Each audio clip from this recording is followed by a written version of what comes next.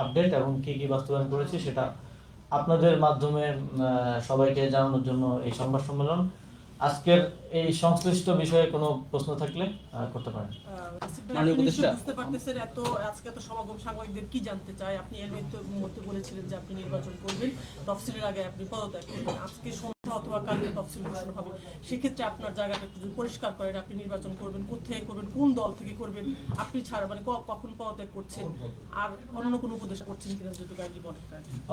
আমি নির্বাচন করব, এটা স্পষ্টভাবেই বলা যায়, কিন্তু কোথায় করব, কোন দল থেকে করব সেটা পরবর্তী ডিসকাশন। আমরা এখন একটা পর্যায়ে আছি, পরের পর্যায়ে সেটা সবার সামনে আসবে। আর অন্য যে বিষয়ে প্রশ্ন করলেন সে বিষয়ে আমরা কোনো কিছু বলার এখতিয়ার নেই, সেটা আমাদের মাননীয় প্রধান উপদেষ্টার কার্যালয় থেকে আপনাদেরকে যথাসময়ে জানিয়ে দেওয়া হবে।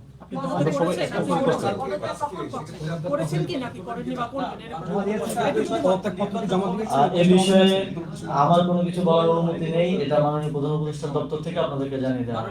মাননীয় প্রধান উপদেষ্টার প্রেস উইং থেকে আপনাদেরকে জানিয়ে দেওয়া হবে। উপদেষ্টা পদে থেকে নির্বাচন করার সুযোগ নেই, তো সেক্ষেত্রে তফসিল যেহেতু ঘোষণা হচ্ছে, আপনি কি এর আগে আসলে পদত্যাগ করছেন কিনা? যেহেতু এটা ইতিমধ্যে আমি নিজেও বলেছি যে উপদেষ্টা পদ থেকে নির্বাচন করা উচিত না, যদিও আইনগত কোনো বাধ্যবাধকতা এক্ষেত্রে আসলে নেই। এবং আমি যেটা নিজে বলেছি সেটা আমি নিজেও প্র্যাকটিস অবশ্যই করব, তবে এই বিষয়ে ফার্দার কোনো ইনফরমেশন দেওয়ার সুযোগ আমার নেই। এটা আমাদের মাননীয় প্রধান উপদেষ্টার দপ্তর থেকে আপনাদেরকে জানিয়ে দেওয়া হবে, সেটার জন্য একটু অপেক্ষা করতে হবে।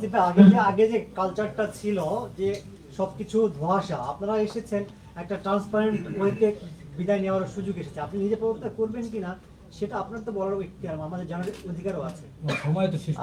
আমি তো এখনো একটা সিস্টেমের মধ্যে আছি, তো আমাকে সিস্টেম ফলো করতে হয়। আমাকে যদি আমার উপর থেকে কোনো নির্দেশনা আছে সেটাকে আমার মেনে চলতে হয়, তো সেই জায়গা থেকে এই বিষয়ে আমি এখন আজকে কিছু বলতে পারছি না। এটা মাননীয় প্রধান উপদেষ্টার দপ্তর থেকে আপনাদেরকে জানিয়ে দেওয়া হবে। এই বিষয়টা আর লেট না করি, আর কোনো প্রশ্ন থাকলে আজকে প্রসঙ্গে একটা কথা বলি। আপনি যে প্রেস ব্রিফিং করেছেন সেখানে যে এই এতদিন দায়িত্ব পালন করেন, যেহেতু নির্বাচন করেন 2 দিন আগে পরে হয়তো পদত্যাগ করবেন, আপনি এতদিন দায়িত্ব পালনের ক্ষেত্রে মানে উপদেষ্টা হিসেবে খুব গুরুত্বপূর্ণ সুখকর কোনো ঘটনা আর সবচেয়ে তিক্ত ঘটনা যেটা নিয়ে আপনি হয়তো বিদায় নেবেন, এরকম যে একটা অভিজ্ঞতা যদি করেন। সেভাবে আসলে ডিস্টিংগুইশ ভাবে চিন্তা করার মতো সময় হয় নাই। তবে এই দায়িত্বে থাকাকালীন অবশ্যই আওয়ামী লীগের বিদায় নেওয়ার পরে বাংলাদেশে বাক স্বাধীনতা পুনঃপ্রতিষ্ঠিত হয়েছে।